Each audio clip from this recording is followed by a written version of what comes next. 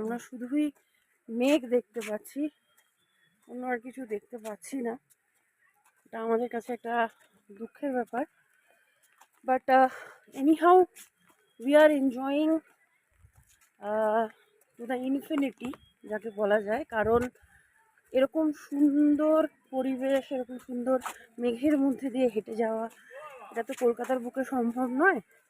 এটা একমাত্র পাহাড় বলে সম্ভব হয়েছে। আপনারা একটু বাদিকটা দেখুন, দেখলে বুঝতে পারবেন যে এখানে কিরকম মেঘ। এটা কিন্তু অ্যাকচুয়ালি একটা লেকটা পুরো মানে ক্লিন দেখা যায়, কিন্তু মেঘের জন্য দেখা যাচ্ছে না। এটা সিকিমের সব থেকে পবিত্রতম লেকটার নাম হচ্ছে খেচিওপেরি লেক। হ্যাঁ, এই লেকের জলে একটা পাতা পর্যন্ত পড়তে পারে না, কোনো পাখি এসে সেটা মুখ দিয়ে তুলে নিয়ে ফেলে দেয়। ওদের